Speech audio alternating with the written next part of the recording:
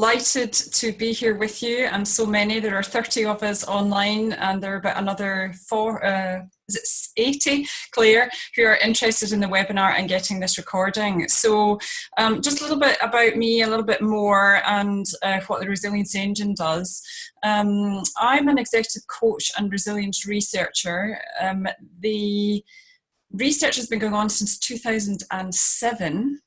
So we are a sort of resilience specialist, if you like, and we offer resilience services both directly and, for example, in partnership with the Academy. And our philosophy is to make the research accessible to all, that's to all staff, managers and leaders. And we really believe in resilience and its underpinning aspects of performance and well-being. So that's kind of where we're coming from. As such, we didn't get into stress as our first research topic, but obviously along the way, so much is written about stress and so much is catered for around stress, and it has come up under resilience because resilience is a buffer. So that's where our positioning is coming from, and we're delighted to get into it. So Claire, if we go on to the next slide.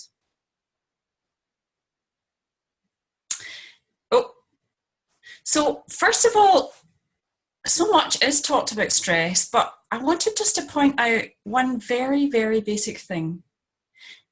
Stress is talked about as if it's, I am stressed, I have stress, this situation is stressful, but there is a difference between the things that trigger stress, what we call stressors, which exist no matter what your resilience is, versus stress, the reaction. When in psychological terms people are talking about stress, they mean the reaction. And just to be clear about that, the reaction is cortisol gets released as a major hormone in the brain. The brain kicks in and fight or flight. The amygdala, which is our fear center, gets heightened. If it's chronically present in terms of that reaction, the hippocampus, which is our area in the brain which controls our emotion, which actually is responsible for our learning, a major learning center, that actually reduces, and all the electrical signals reduce to that. And eventually, if there's real chronic stress, the brain itself actually reduces in size. It obviously has a major bodily impact as well, and you know, I'm sure that you can go on to find out about that. So when we're talking about stress, it's our reaction to the stressors. Now, what's interesting about the new science of stress, and if you look at Kelly McGonigal's work, actually people don't, if you believe that you're going to have a negative reaction to stressors, you'll be stressed. If you don't believe that, you won't be. Our research, our resilience research, has shown those with the highest resilience don't suffer from this stress reaction. They have the stressors, they have lots of challenges that, you know, just like anybody in their life, in their working life, but they don't have this stress reaction. Okay, and that's really, really significant because of all the issues that I've just outlined. So first of all, let's consider, when we are thinking about stress, let's get a little bit more rigorous about it and think about it as our reaction to those stressors. So let's get into the poll results now. Claire, if we go on to the next one.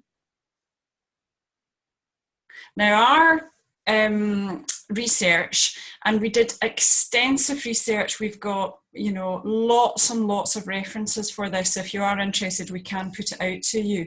Is there are 6 main negative impacts of stress. This poll, which is done with 214 of you through the Academy survey, shows the dominant ones are procrastination and lack of empathy. Now that actually tunes in with other survey results that we've had also. So we're talking about 60% of the negative impact of stress is either procrastination or lack of empathy. And we're going to home in on those two in particular rather than the four others, just because the results actually show that they're really the ones to cater for. If you want to know anything more about the others, I'm very happy to add in against Q&A that we can produce at the end of this webinar. So procrastination, let's look at that. So what is it? I mean, pretty basic. I love this. It's a mystical land for 99% of all human productivity, motivation, and achievement is actually stored, i.e. tomorrow. It is the delaying and unnecessary delaying of task or decision. Now, the science behind procrastination and the investigation that's been going on is relatively recent. There is work going on in the US and in Canada, and particularly a psychologist called Professor Ferrari in the US has done quite a lot of work in that. And it turns out there are two types of procrastination. The first is behavioural. And this comes from people who basically will avoid delivering something because they don't want to have their work judged. Why don't they want to have their work judged? Because their self-worth is actually linked to their ability, and if you judge me on the fact that I'm not doing so well, then I will not feel worthy. Okay, so they avoid that. There is a sense of fear of failure here, but it's very specifically related to self-worth. The second is decision making, and I think many of us will experience this in times of stress, is afraid of making errors. Okay, so both of them are fear bound. But of course, procrastination in the workplace, procrastination in life, it has a double loop. You know, it causes more failure. We miss opportunities, we miss goals, we delay things, we don't actually follow through in our relationships, people feel disappointed by us, our reputation gets damaged, and all of that actually leads to unhappiness. So there's been a massive study of procrastination and its impact, and 68% of people who were surveyed, I think it was about 18,000, said that they were more unhappy as a result of procrastinating. And of course, unhappiness is caused, is linked very much to ill health. So, you know, procrastination isn't great.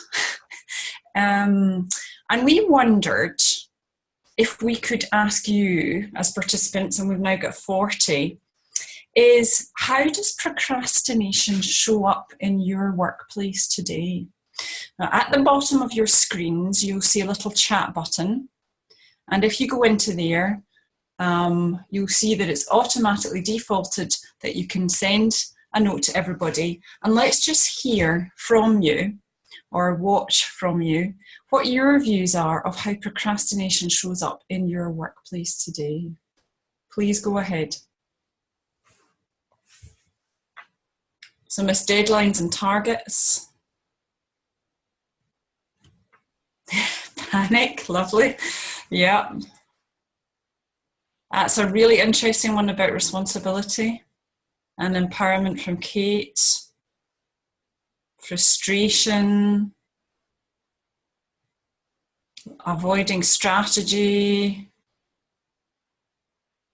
Putting things off that you're not so good at, so delaying that aspects about ability. Overthinking, that's lovely. Analysis paralysis, it's a complete aspect of shortcuts in learning, so the hippocampus coming in there.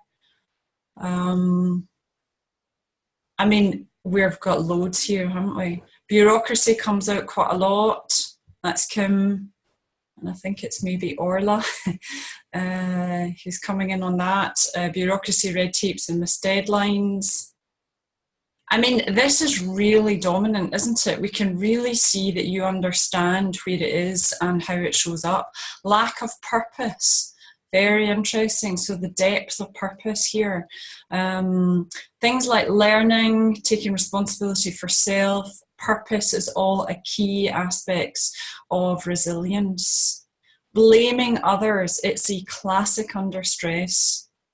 So find another sort of attention seeker other than I've not done my work or I've not made that decision, blame others. That may be related to one of the others, which is data over people. So I need more and more and more data to prove why I should make the decision. So when the two of them are linked, you really get a bit of a double whammy going on. Disempowerment. Very interesting, the aspects about disempowerment. I mean, you know, you're really talking about stifling an organisational kind of forward movement and sustainable performance here. So it's really strong. It's really strong.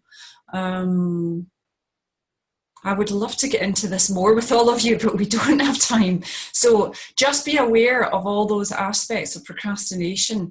And as you are aware of those things, be wondering about whether it's because, and our normal judgment would be, you know, somebody's faffing about or somebody isn't prepared to take responsibility or whatever. Actually, stress and that stress reaction can absolutely freeze somebody or freeze a group of people.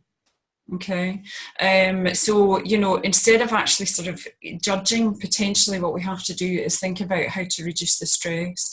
And of course, we will offer you some aspects around resilience on that. So great, I mean, really interesting, and I can't wait to learn more from you all about procrastination. So if we carry on, and go into the next major aspects. Lack of empathy. So much, again, is written about empathy. Just to be clear what it is, in the very extreme end of lack of empathy, if I have no empathy at all, I will treat a person as an object. Okay, and there are scale of that. There are studies done in autism, etc., that scale things up. And in fact, actually, the norm is actually a midpoint on that scale. So none of us are really brilliant at this. And, you know, stress is obviously a major factor about that. Empathy can be learned. That's one aspect also that comes out, is really, really clear. But if we look at just what's going on from a stress reaction, when somebody is lacking in empathy, it may be that they themselves are overwhelmed by the reaction of the other person. So for example, if somebody is crying, actually what happens in the brain is the same areas that this person who is crying, their activity in the brain, the person watching and listening and being next to them has exactly the same going on. Maybe not at the same intensity, but is the same thing. And actually that can be very uncomfortable. So if you have a stress, if you're under stress, actually you don't have the capacity for being able to deal with that emotion, and you withdraw.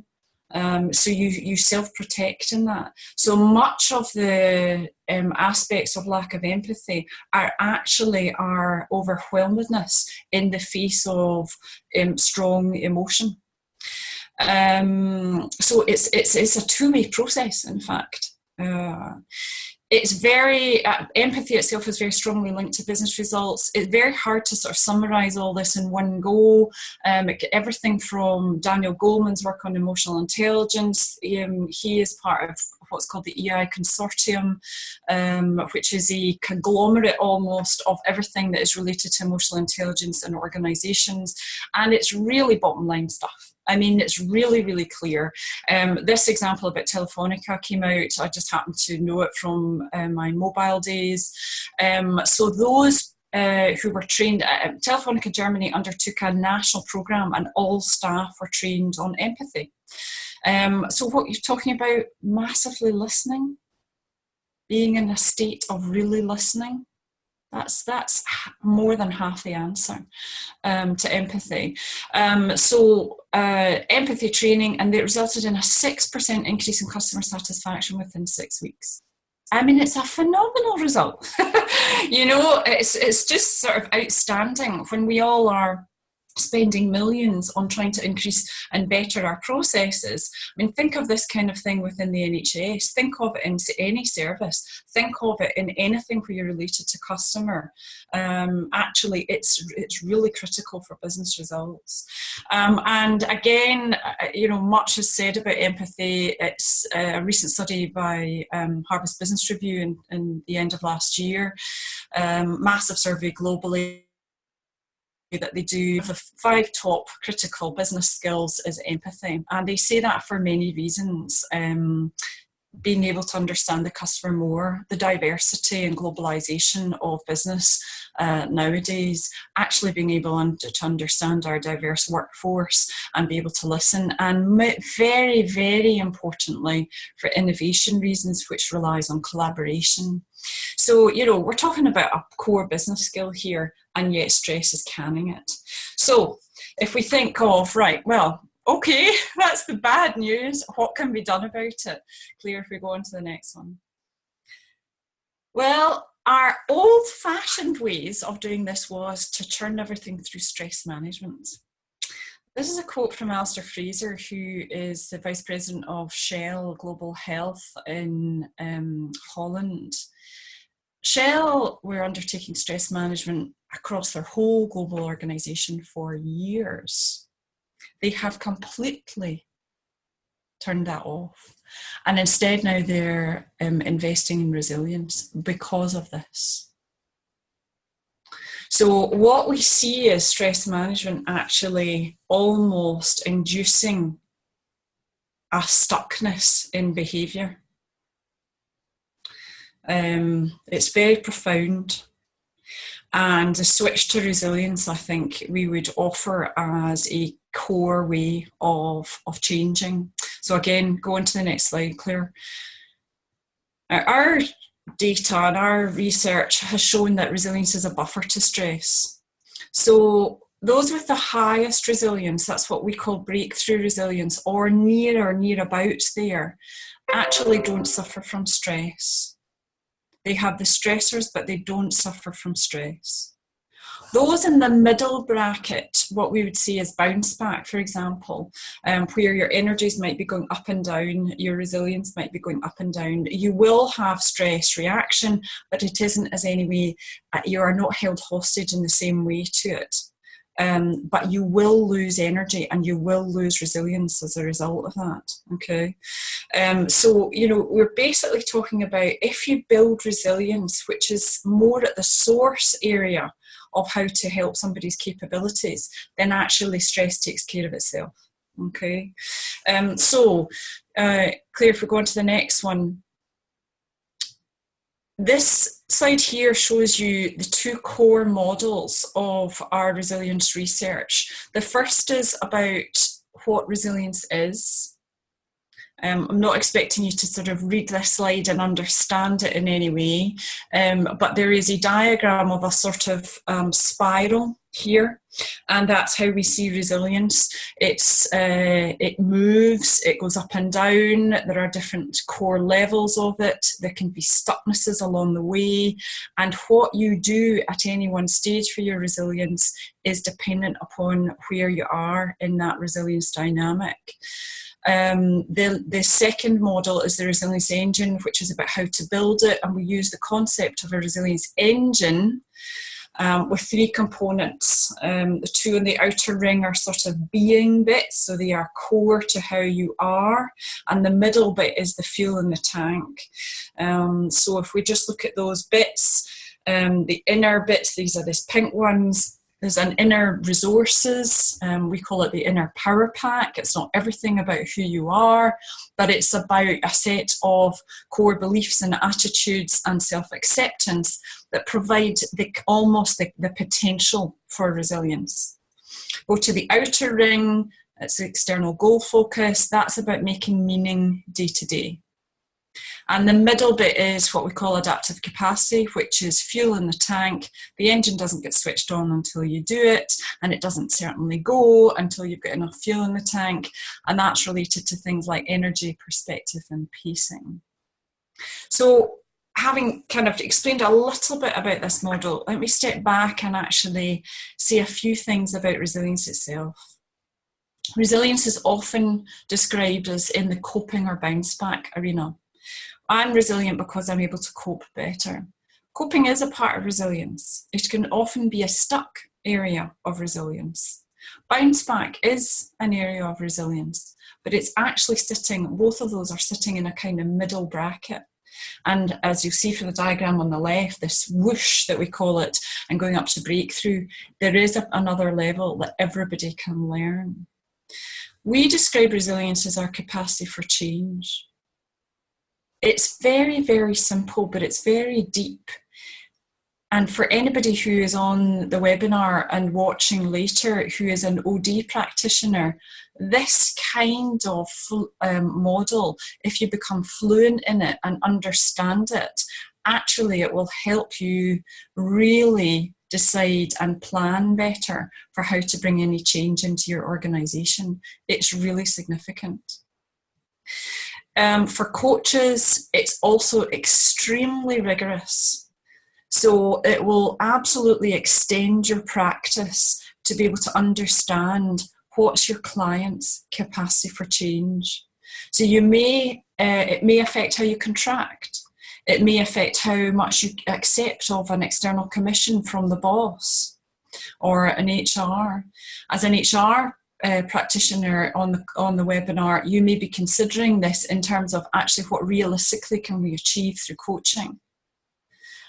So this is a really helpful model, the resilience dynamic, for actually being able to gauge capacity for change. For shifting capacity for change, then you use this plus the resilience engine. So a couple of bits more. Resilience is dynamic. Even for those at the highest level, you will go up and down. And the down can feel a bit like whoa, and the up can feel fantastic. Once you do have an understanding of your own resilience, you tend to get back to a top level much more quickly. Okay, it's learnable. It's an integrative concept, so our research actually provides a kind of holistic view of what makes for resilience, and somebody else described it as a golden thread, and I've come to really understand that, both at the individual level right through to organisational. It's a sort of inner thread that joins everything up. And using resilience as a kind of laser beam, it often actually ousts the elephant in the room much more quickly than other ways of thinking. So it's an integrative model, it's holistic, it's systemic, okay? It's relying on some core enablers that are the same for everybody. And if we describe, for example, one of them is energy, but how one person gets their energy is different than another. Okay, so although we can describe it as a core enabler, actually the inaction of that for any individual is different. Okay, and the bottom line is, and there's quite a bit of data now coming out about this, is that resilience is the underpinning aspects of all sustainable performance and well-being. So it's pretty big news. And our philosophy is this should be in the hands of people who can bring this out safely and well. It can be made available to all staff who are already probably relatively resilient. So this isn't necessarily thinking about a deficit model, but actually really helping people shore up their resilience assets. And we're delighted to go into partnership with the Academy to do just that, to place it in the hands of people like yourselves.